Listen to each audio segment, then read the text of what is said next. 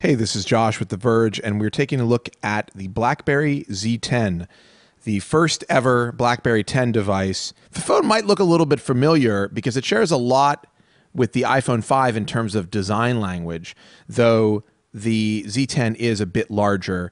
It's got a 4.2-inch display. It feels good in your hand. The back is made from a soft touch, kind of rubbery, dimpled material, which is really nice to hold. As I said, it's got a 4.2-inch display and the resolution is 1280 by 768, and it looks quite nice. Inside, there's a 1.5 gigahertz dual-core processor, 2 gigs of RAM, and 16 gigabytes of onboard storage, though that is expandable through the use of a micro SD card. The Z10 has Wi-Fi, GPS, and all of the other sensors that you would expect in a modern smartphone. It also has 2 cameras, an 8-megapixel shooter on the back and a 2-megapixel camera on the front of the device. The cameras on the phone are decent, but the software is interesting.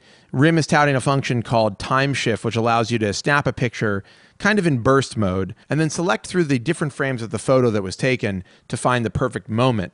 Overall, the phone is nicely designed, and I liked using it. I was a little disappointed with the battery life, however. There were a few days during testing when I took it off the charger around 9 a.m. and ended up with a dead phone at about 6 or 7 p.m. But the story here is not really about the Z10. It's about BlackBerry 10, the new operating system from RIM. It has nothing to do with BlackBerry 7 or any previous versions, though there are some similar design traits exhibited. The basic concept of the BlackBerry 10 interface is that there are really 4 states you can be in. There's in an application, that's pretty straightforward. On your home screen, which does double duty as your multitasker. In your app drawer, where you can open up an app just like on any other device.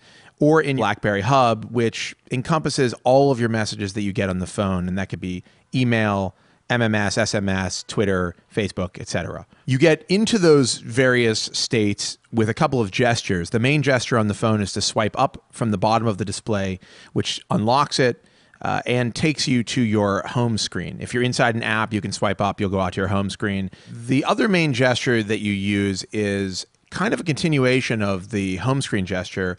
You swipe up and then continue holding and swipe to the right, which gives you a view of what notifications have come in, and eventually, if you swipe all the way over, you get into your unified inbox. Your home screen is limited only to 8 items, and those items can only be arranged by what you've most recently opened. So if you've got Twitter open and it's your 9th app and you open another one, Twitter is gone and you've got to reopen it. The second problem with the concept is that some of those apps turn into widgets when you minimize them, which is great. For instance, the weather widget works really well and updates in the background right on the home screen. The problem is you can't keep the weather widget on the home screen, so you have to keep reopening the app every 8 applications you open. But the bigger issue with the OS is the way it handles notifications. So instead of having a notification bar like Android or iOS, you're actually just looking at the very message that you were notified about. The biggest problem with notifications is that when you go into your hub and you check a message, it saves that state, which means that when you get another notification and you go to check that notification, you actually end up in the notification you were checking before that. What happens is you've got to start backtracking into your hub to figure out where that message actually is located. But in terms of general speed and capability, I would put BlackBerry 10 on par with Android or iOS. It doesn't seem to be lacking any or many of the features that those operating systems have. It's got a different idea about how you should navigate it, but the question is whether or not it's a better idea, and in my opinion, it's not. On the app front, RIM has done a pretty good job with its first-party offerings. The browser is very good, and certainly as capable as any other modern mobile browser that's out there. The email experience, which RIM, of course, has been known for historically, is good, even with my Gmail accounts, but I would not say great. Multiple message management proved to be a little bit tricky. In particular, you have to long press on a message, then select another item from a popover menu, and then start selecting your messages, and then tap on the trash to get rid of those messages.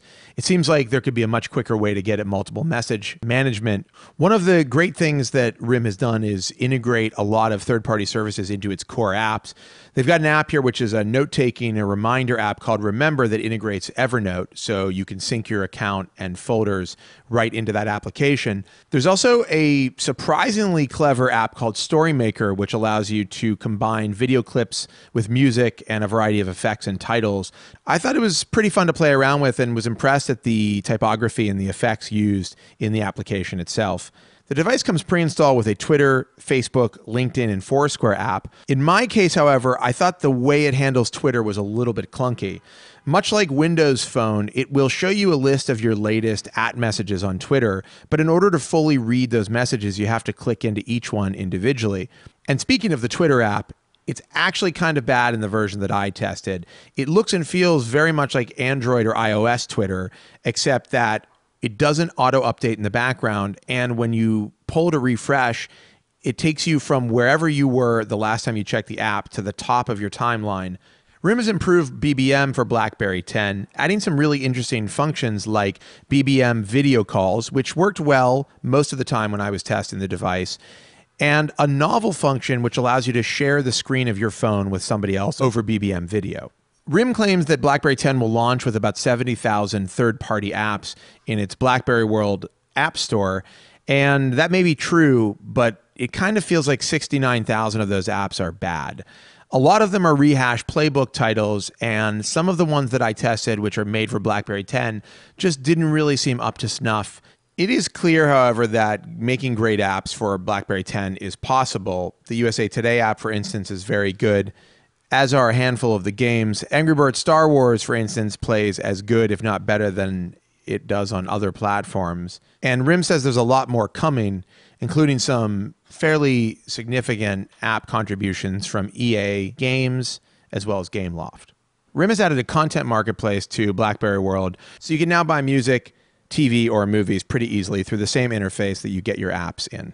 One spot that I think RIM has executed fairly poorly in is the inclusion of Android apps in BlackBerry World. The device is capable of running Android apps in a runtime environment, which is essentially like software emulation of Android.